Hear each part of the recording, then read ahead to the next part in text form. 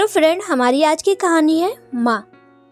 विनीता के विवाह को पूरे 11 साल हो चुके थे, परंतु माँ बनने का सुख उसको मिला ही नहीं था।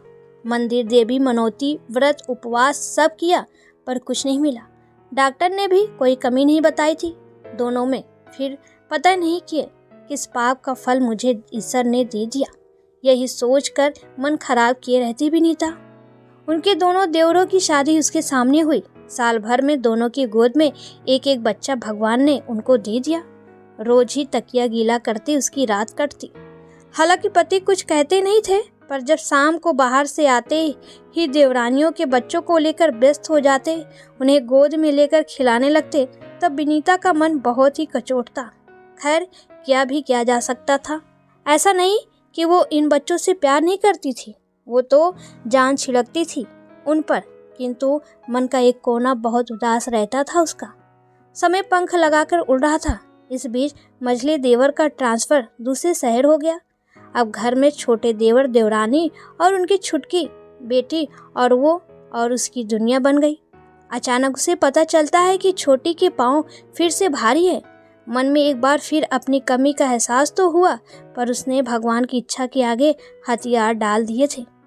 भोजन करते करते अचानक एक दिन उसने सुना देवर जी देवरानी से कह रहे थे, सीमा, हम अपना दूसरा बच्चा बड़े भैया भाभी को दे देते हैं, कैसा रहेगा? विनीता ने सुना तो वो धक से रह गई। क्या ऐसा होगा? मैं सचमुच में किसी बच्चे की माँ बन सकती हूँ? अपनी खुशी के रो में वो देवरानी के चेहरे के भाव नहीं देख पाई। दूसरे दिन वो देवरानी की और ज्यादा देखभाल करने लगी। विनीता इतनी खुश थी मानो वो खुद ही माँ बन रही हो। उसने छुप छुप कर नए बच्चे के लिए कपड़े, मोजे, टोपा सब बना लिए। समय आया, छोटी देवरानी को बच्चा तो हुआ, किंतु बच्चा माँ की गोद में ही रहा। देवरानी के उदासीन व्यवहार ने उसका दिल एकदम तोड़ दिया। बची कुछ उम्मीद उसने उन दोनों की बात सुनकर छोड़ दी। जब देवर अपनी पत्नी को समझा रहे थे कि क्या हुआ अगर हम भाभी को बच्चा दे दे तो, और देवरानी का कहना कि भाई बच्चा तो घर में ही रहेगा, मेरे पास रहे हैं उनके, मैं पूरा अपने बच्चे को किसी को नहीं दे सकती। बस पट्टा छेप हो गया उसके माँ बनने के सपने का भी। कुछ दिनों बाद फिर खबर आई कि मझली देवरानी भी माँ बनने वाली है। फोन पर खूब बधाई दी विनीता ने। मन बहुत रोया उसका, पर ईश्वर की इच्छा के आगे भला क्या हो सकता है। एक रात खबर आई मझली के बेटा हुआ है। दरअसल मझली देवरानी को इस बार कुछ कॉम्प्लिकेशन होने के कारण डॉक्टर ने ट्रेवल करने मना कर दिया था, तो वो उन लोगों ने वहीं शहर में ही डिलीवरी करवाने का फैसला कर लिया था। एक रात फोन पर देवर ने कहा, भाभी आप सबको लेकर आ जाइए, अगले हफ्ते फंक्शन रख रहे हैं बच्चे का। मन ही मन रोते रोते उसने यात्रा पूरा की। छोटा देवर, उसके दोनों बच्चे, पति, सास सब थे साथ में, बस वो किसी के साथ नहीं थी। मेरा जीवन तो निरर्थक हो गया। भगवान, तुमने मेरी कभी नहीं सुनी।